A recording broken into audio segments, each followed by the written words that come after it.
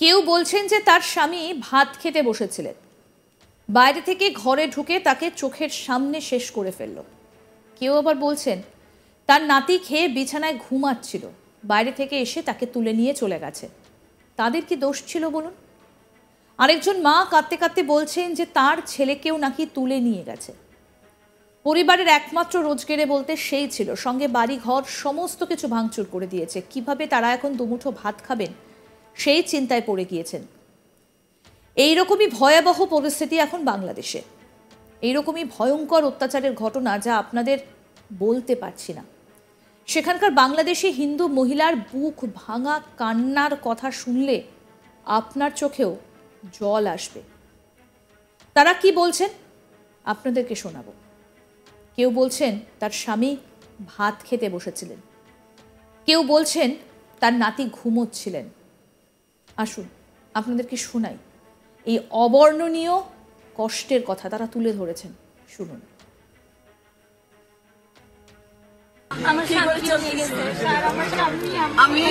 আমার নাতিকে তো ঘরে নিয়ে গেছে। স্বামী আমাকে ভাত দেয়, উনার মা এটা।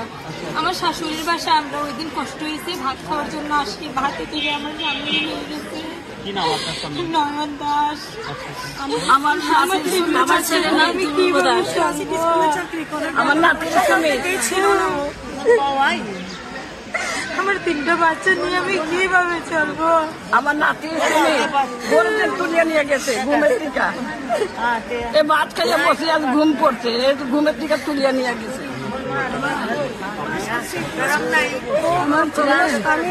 আমার ছেলে কোনো দোষ নাই। লালা দাস, কত লালা দাস আছে। লালা দাসের নামও বলে লিখতে বাবা কে দেখবে? 2টা ছেলে চাকরি থেকে নিচ্ছে বাবা। আমার ছেলে ছোট সন্তান, ছোট লালা দাসের সন্তান। কোনে খাওয়াবি বাবা? আমাকে কোনো দেখতে নাই। কেউ যাবো আমার ডাক্তার কাছে, কেউ নাই। আমার কলি বউকে কিছু করতে পারে না। ওর ছেলে আনতে কামাই করে রোজগার করে আমার খাওয়াতে ওদিক করতে। বউ ছেলে, একটা মাইয়া, একটা ছেলে, কি করবো? আমার নাতিকে শুনিস না, ঘুমের থেকে তুলে আমার 5 মাসের বাচ্চা আছে। আমি কিন্তু বাসা বাড়ির কাজ করে অনেক কষ্ট করে চলতেছি। আমার 3টা বাচ্চা আছে। ওকে বাসা থেকে 10:30টায় ওকে নিয়ে গেছে। আমার বাসার আলমারি সব ভেঙে দিয়েছে। আমি এখনো সেটা এরকমই রাখা হয়েছে। অনেক লুটমার চলছে আমার বাসায়। ও নির্দোষ ছিল না, কিন্তু এসব স্কুলে ছিল, স্কুলে সব প্রুফ আছে, কিন্তু ওরা নিচ্ছে না এটা। আর আমার ছেলে যেদিন ঘটনা ঘটে সেদিন আপনার স্বামী স্কুলে ছিলেন? হ্যাঁ, স্কুলে ছিল। 2টা বাচ্চা একলগে, কুমিরের বাচ্চা আর গগনের বাচ্চা একলগে। এখন আপনাদের সংসার কিভাবে চলছে? আমি বাসা বাড়ির কাজ করে চলছে। ওরা সংসার আমার সবসময় করে যাবে। ও একজন চাকরি করে, আমার আর কেউ নাই। 3 তারিখে ডিসেম্বর মানে 3 তারিখে ধরছে। কে চালাইব? আমার কে খানা দানা কি আমার ওরিয়া আছে।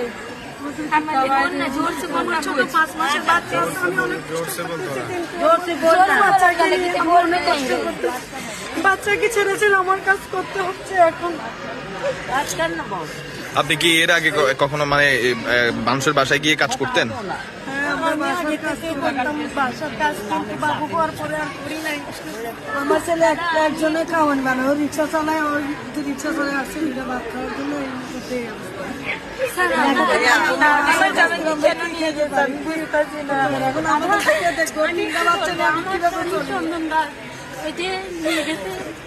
আমার বাপের বাড়ি থেকে এখানে ও সিটি কর্পোরেশনের চাকরিতে যেতে চেয়েছিল।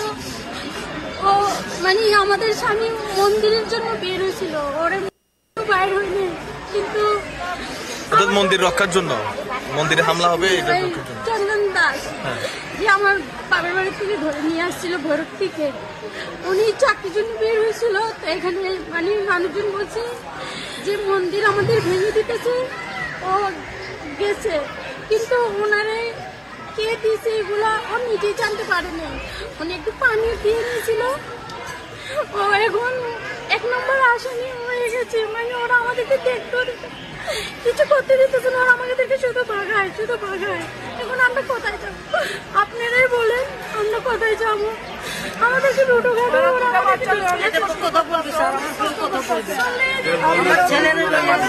বাসা থেকে নিয়ে গেছে, ও চাকরি থেকে আসছিল, বাসায় ঘুম ছিল, ঘুম থেকে একটু বাইরে হয়েছে, ওকে বাইরে থেকে ধরে নিছে, বাচ্চাকে নিতে যাইতেছিল, বাসার থেকে আমাদের লোকজনকে এখান থেকে অনেক টর্চার করছে, অনেক মারছে ওরা, আমাদেরকেও শান্তি দিতেছে না ওরা। সব মহিলারা তো মারছে স্যার, সব কি হয়েছে একটু বলেন তো। ওরা তো মহিলারা সব, আপনারা মানুষ তো মহিলারা ছাড়তো না, মহিলারা কারা কারা কারা মারছে? ওরাই তো দুর্বৃত্ত যারা ছিল কি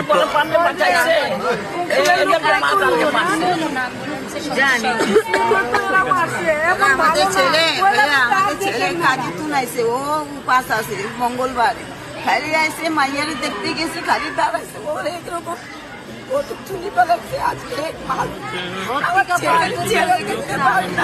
ছেলে দুটো ভাত খাইতে পারে না,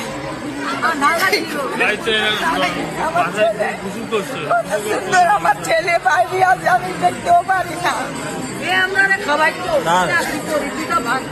বলবেন আপনি? আমার ছেলেকে তো বাসা থেকে নিয়ে গেছে। ও আমার ভাইয়ের সাথে ঘুমছিল দিনের ঘটনার সময়, আমার ভাইয়ের সাথে ঘুমছিল, আমার ভাই থেকে ঘরে থেকে বাসা থেকে ঘর থেকে নিয়ে গেছে। চাকরি থেকে এসে ভাত খাইয়া, ও কোনো গঞ্জাম টামের ছিল না, ওর টোটুকে নাই, গুগলও নাই, আটে ছিল। আর সুমিত নাম ওকে বাসা থেকে ধরে নিয়ে গেছে। ঘটনাস্থলে ছিল না, ঘোষণা ছিল না। আপনি একটা চেষ্টা করতে পারবেন, ক্যামেরাও দেখতে পারবেন, আবার ফটো কপি দেখতে পারবেন, সবগুলো দেখতে পাবেন। ও শুধু বাসা ছিল, বাসা থেকে ধরে নিয়ে গেছে। ধরে নিয়ে গেছে,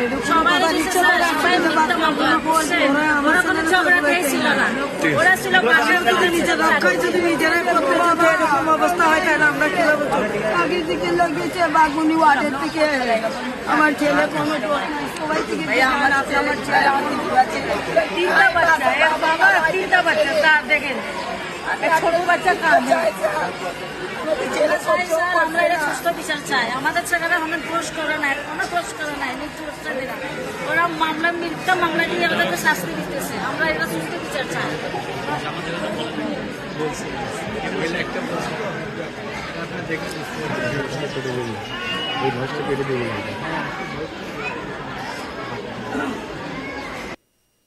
বাংলাদেশে কি নৈরাজ্য চলছে একবার ভাবুন। বিশেষ করে হিন্দুদের ওপর দিনের পর দিন অত্যাচার বেড়েই চলেছে। দিন কয়েক আগে জয় বাংলা বলায় হিন্দু মহিলার হাতের আঙুলটাই কেটে নিয়েছিল সেখানকার দুষ্কৃতীরা। ঘুণাক্ষরেও বুঝতে পারেনি যে জয় বাংলা লেখার জন্য এত বড় মাসুল দিতে হবে তাকে। ইউনূস সরকারের এই স্বৈরাচারী, নারকীয় এবং জিহাদি কার্যকলাপে সকলেই রীতিমতো ছি ছি করছে। কতটা নৃশংস হলে এই ধরনের ঘটনা ঘটানো যায় এটা তার জলজ্যান্ত উদাহরণ। যে জয় বাংলা বলার জন্য মহিলার আঙুল কেটে নেওয়া হলো, যে স্লোগান একটা সময় বাংলাদেশের জাতীয় পিতা বঙ্গবন্ধু শেখ মুজিবুর রহমানের গলায় শোনা গিয়েছিল, যার সঙ্গে এই ঘটনা ঘটানো হয়েছে তিনি একজন হিন্দু মহিলা। বাংলাদেশের আরও আপডেট পেতে দেখতে থাকুন আজ তাক বাংলা। সাবস্ক্রাইব করুন, নোটিফিকেশন পেতে বেল বাটন অপশন প্রেস করুন, ভিডিওটা লাইক করুন, শেয়ার করুন, কমেন্ট করুন, হোয়াটসঅ্যাপে ফলো করুন আজ তাক বাংলা।